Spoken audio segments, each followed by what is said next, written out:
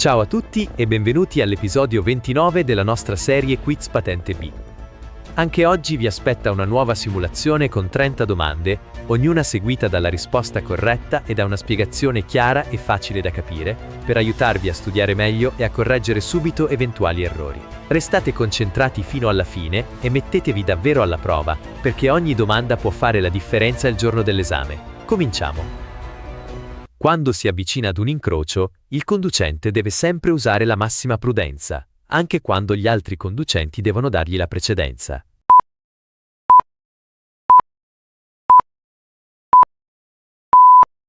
Vero.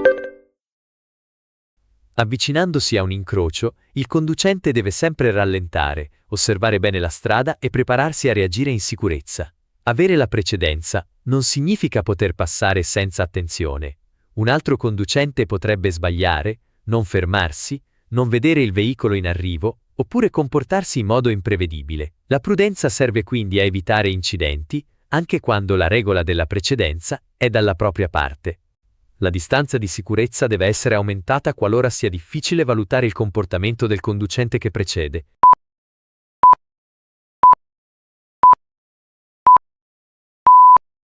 Vero. La distanza di sicurezza deve essere aumentata quando non si riesce a prevedere con chiarezza ciò che farà il veicolo davanti.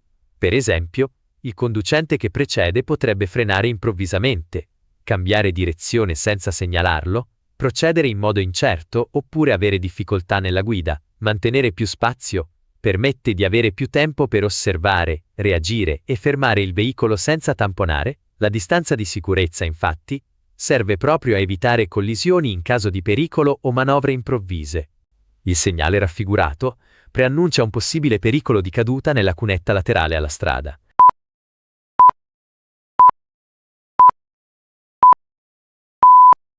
Vero. Il segnale raffigurato è un segnale di pericolo che avvisa della presenza di una banchina laterale pericolosa, cedevole o non praticabile. La banchina è la parte laterale della strada, posta oltre il margine della carreggiata. Se il veicolo si avvicina troppo al bordo, può perdere stabilità e rischiare di finire nella cunetta laterale. In presenza di questo segnale, il conducente deve moderare la velocità, mantenersi ben dentro la carreggiata e non avvicinarsi troppo al margine della strada. Gli ammortizzatori scarichi provocano un comportamento anomalo del veicolo in frenata.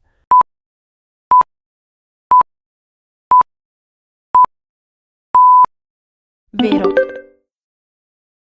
Gli ammortizzatori servono a mantenere le ruote ben aderenti alla strada e a rendere stabile il veicolo durante la marcia. Quando sono scarichi o inefficienti, il veicolo può diventare meno controllabile, soprattutto durante la frenata. In queste condizioni, le ruote possono perdere aderenza più facilmente, lo spazio di frenatura può aumentare e il veicolo può ondeggiare o scomporsi. Per questo motivo, ammortizzatori in cattivo stato riducono la sicurezza e rendono più difficile mantenere il controllo del veicolo. L'inquinamento dell'aria prodotto dai veicoli a motore può diminuire se si circola sempre con marce basse.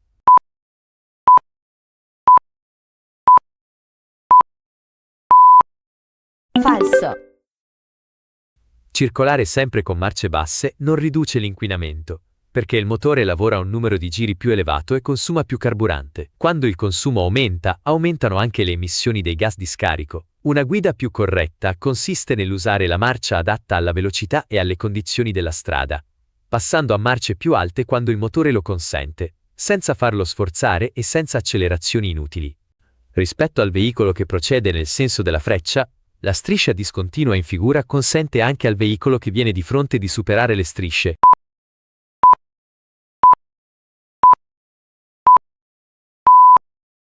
Falso. Nella figura sono presenti due strisce longitudinali affiancate, una discontinua dal lato del veicolo che procede nel senso della freccia e una continua dal lato dei veicoli che arrivano di fronte. Ogni conducente deve rispettare la striscia che si trova dalla propria parte.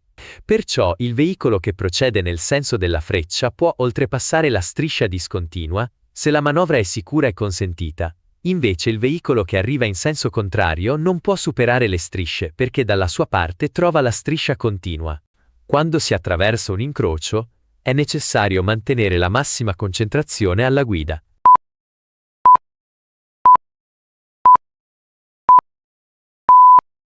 vero, L'incrocio è un punto della strada in cui possono incontrarsi veicoli provenienti da direzioni diverse, pedoni, ciclisti e altri utenti.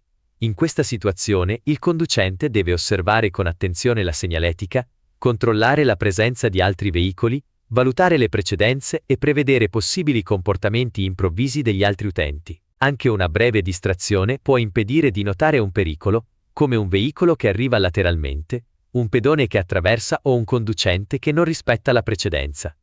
Il segnale raffigurato, posto nei centri abitati, vieta, di norma, la sosta dalle ore 8 alle 20.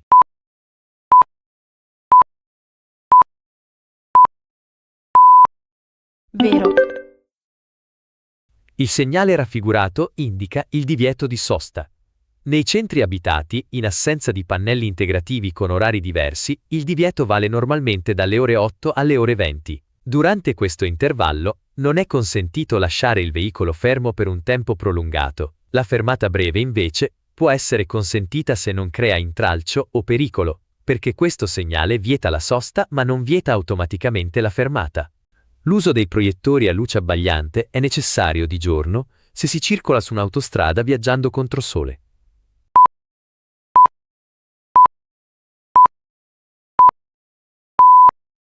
falso, Viaggiare contro sole in autostrada non rende necessario l'uso dei proiettori a luce abbagliante. Gli abbaglianti servono soprattutto fuori dai centri abitati, di notte, quando l'illuminazione è mancante o insufficiente e non vi è pericolo di abbagliare altri utenti. Di giorno, sulle autostrade, si usano normalmente le luci anabbaglianti o le luci di marcia diurna. Accendere gli abbaglianti contro sole non migliora realmente la visibilità del conducente e può creare disturbo o abbagliamento agli altri utenti della strada. I conducenti di veicoli a due ruote, avendo una ridotta sagoma frontale, sono più visibili in distanza.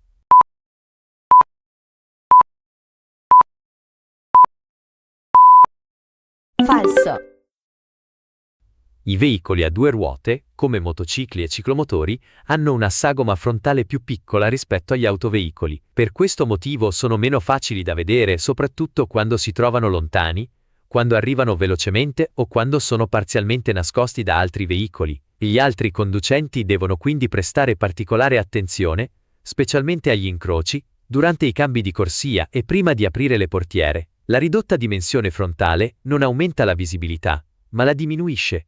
Il segnale raffigurato è un segnale di prescrizione.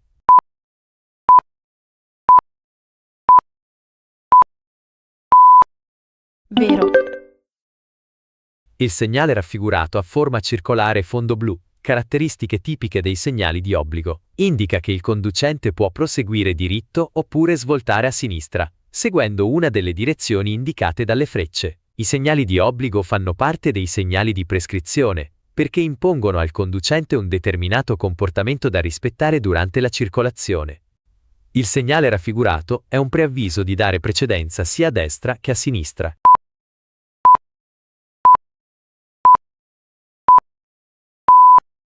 vero, Il segnale raffigurato preannuncia che, dopo 320 metri, il conducente incontrerà un incrocio in cui dovrà dare la precedenza. Il pannello posto sopra il segnale indica la distanza dal punto in cui si trova l'obbligo. In prossimità di quell'incrocio, il conducente deve ridurre la velocità, osservare attentamente la strada e prepararsi a fermarsi se arrivano veicoli da destra o da sinistra. Nell'incrocio rappresentato nella figura, il conducente del veicolo P transita contemporaneamente al veicolo B, ma dopo il tram.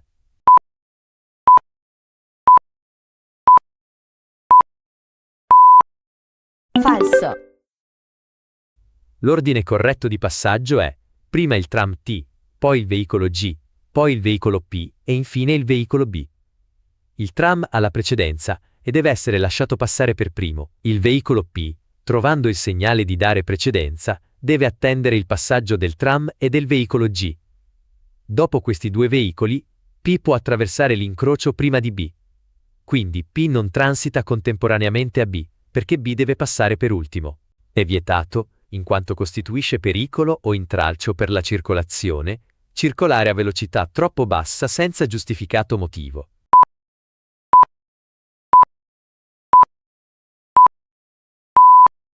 vero,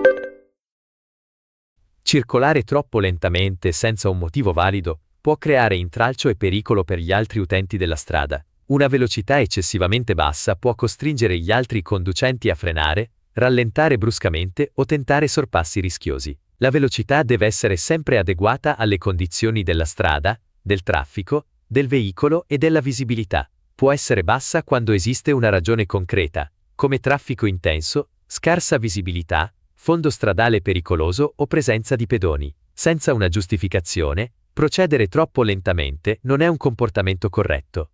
Il segnale raffigurato vieta la svolta a sinistra all'incrocio.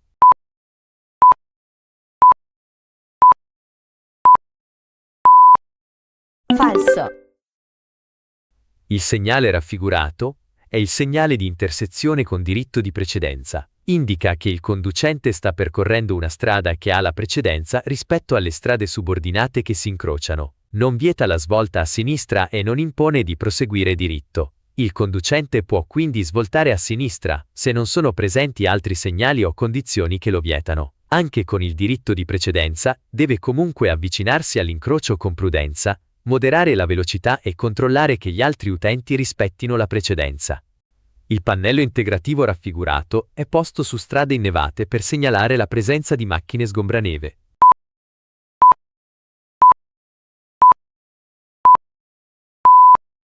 Vero.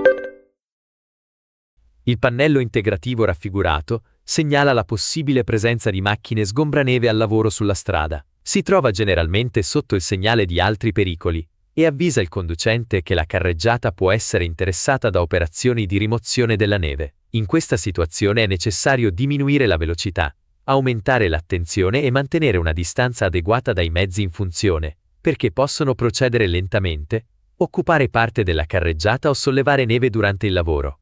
Soccorrere un ferito della strada è obbligatorio solo per i medici e il personale sanitario.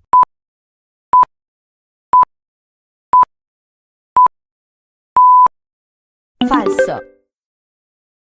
Il soccorso a un ferito della strada non è un obbligo riservato soltanto ai medici o al personale sanitario. Anche un normale utente della strada deve intervenire in modo prudente, senza compiere manovre mediche improvvisate. Soccorrere significa soprattutto fermarsi, proteggere la zona dell'incidente, evitare altri pericoli, chiamare rapidamente i soccorsi e attendere l'arrivo del personale qualificato. Il ferito non deve essere spostato, salvo casi di pericolo immediato, perché movimenti sbagliati possono peggiorare eventuali lesioni. Il segnale raffigurato indica che la corsia di destra è riservata ai veicoli lenti.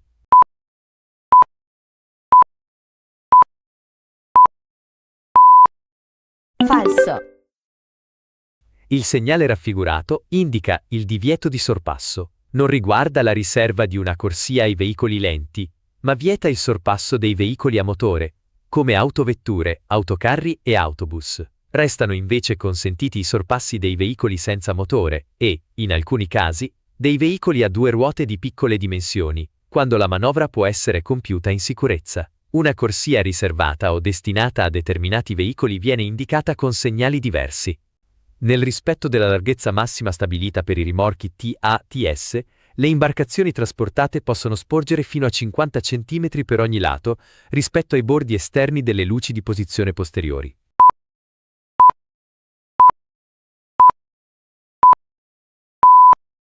Falso. Le imbarcazioni trasportate su rimorchi TATS non possono sporgere lateralmente fino a 50 cm per ogni lato rispetto ai bordi esterni delle luci di posizione. La sporgenza laterale massima consentita è di 30 cm per ciascun lato rispetto alle luci di posizione anteriori e posteriori, sempre nel rispetto della larghezza massima complessiva di 2,55 metri. Questo limite serve a evitare che il carico occupi troppo spazio sulla carreggiata e aumenti il rischio di urti laterali con altri veicoli, pedoni, ciclisti o ostacoli. Il conducente del veicolo da sorpassare ha l'obbligo di non gareggiare in velocità con il veicolo sorpassante.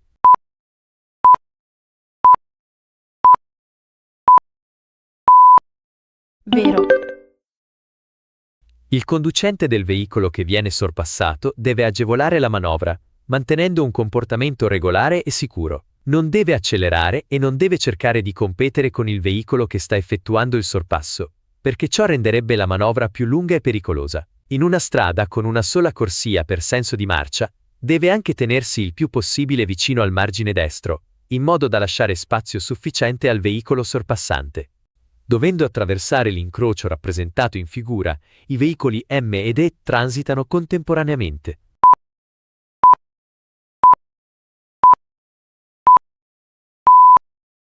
Falso. Nell'incrocio raffigurato i veicoli M ed E non passano contemporaneamente. Bisogna osservare quale veicolo ha la destra libera. Il veicolo E passa per primo, perché non deve dare precedenza ad altri veicoli. Dopo il passaggio di E, il veicolo C può attraversare l'incrocio. Il veicolo M deve attendere, perché il veicolo C alla sua destra. L'ordine corretto di transito è quindi E, poi C, poi M. Il segnale raffigurato fa parte dei segnali di indicazione.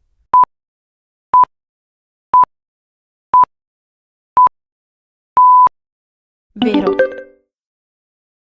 Il segnale raffigurato indica il nome di un fiume, in questo caso il fiume Arno. Serve a informare il conducente che sta attraversando o sta per attraversare quel corso d'acqua, di solito in prossimità di un ponte. Non impone obblighi, non vieta comportamenti e non segnala un pericolo specifico. Ha solo funzione informativa. Per questo appartiene ai segnali di indicazione. Il segnale raffigurato preannuncia un restringimento pericoloso sulla destra della carreggiata.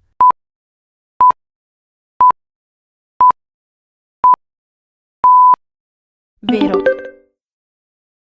Il segnale raffigurato è un segnale di pericolo e avvisa che più avanti la carreggiata si restringe sul lato destro. Il conducente deve quindi moderare la velocità, mantenere una posizione corretta nella corsia e fare attenzione ai veicoli che procedono nello stesso senso o in senso opposto. Il restringimento può rendere più difficile il passaggio contemporaneo dei veicoli e può aumentare il rischio di urti laterali, soprattutto se la strada è stretta o il traffico è intenso. Il limite massimo di velocità per un autoveicolo fino a 3,5 tonnellate sulle strade extraurbane principali è di 80 km all'ora.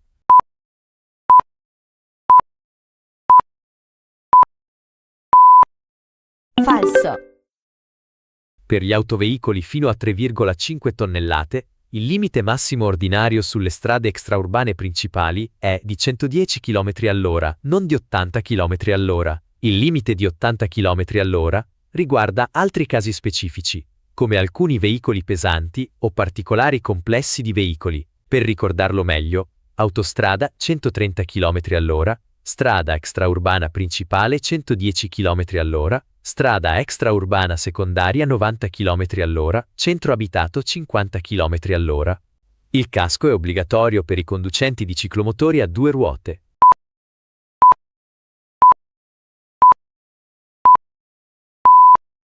Vero.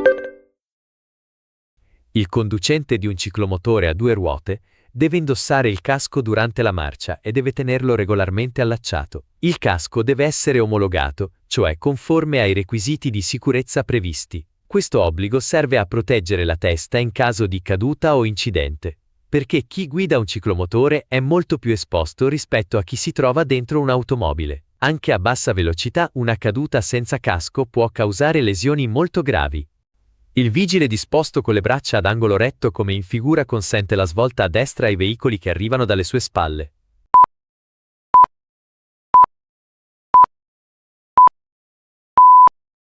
Falso.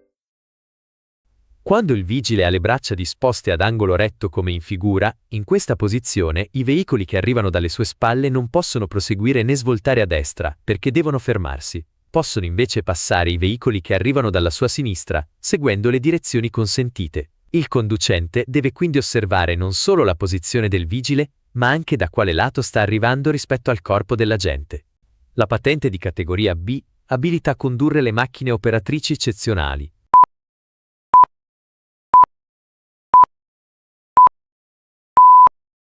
Falso.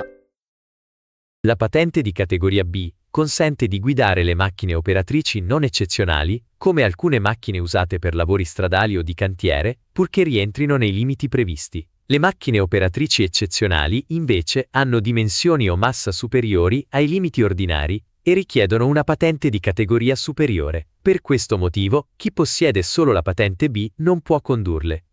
Il segnale raffigurato indica una strada a senso unico sulla destra, riservata solo agli autocarri.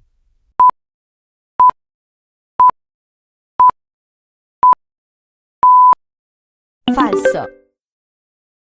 Il segnale raffigurato non indica una strada a senso unico e non riserva la strada agli autocarri. Si tratta di un segnale temporaneo, di colore giallo, usato in presenza di lavori o deviazioni. La freccia indica una direzione consigliata agli autocarri, soprattutto a quelli con massa complessiva superiore a 3,5 tonnellate. Non obbliga necessariamente a svoltare a destra e non significa che gli altri veicoli non possano transitare su quella strada. Il segnale raffigurato preannuncia l'obbligo di condurre a mano la bicicletta.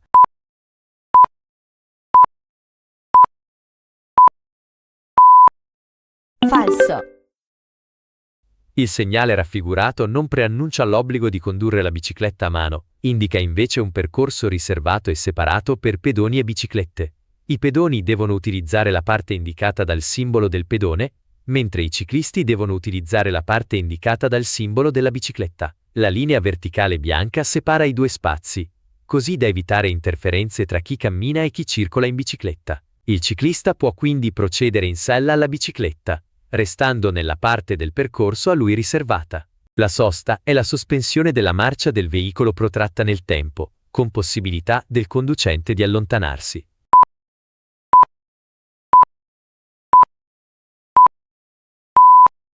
Vero. La sosta si ha quando il veicolo resta fermo per un tempo non breve e il conducente può anche allontanarsi dal mezzo. È diversa dalla fermata, che è temporanea e serve per esempio a far salire o scendere persone. Durante la fermata il conducente deve restare pronto a ripartire. Durante la sosta, invece, il veicolo viene lasciato fermo più a lungo e deve essere sistemato in modo da non creare pericolo o intralcio alla circolazione. Anche l'episodio 29 si conclude qui. Spero che questa simulazione vi sia stata utile per allenarvi, ripassare e affrontare con più sicurezza il quiz di teoria. Scrivete nei commenti quanti errori avete fatto e quale domanda vi è sembrata più difficile. Se il video vi è stato utile, iscrivetevi al canale, lasciate un mi piace e condividetelo con chi sta preparando l'esame. Ci vediamo nel prossimo episodio.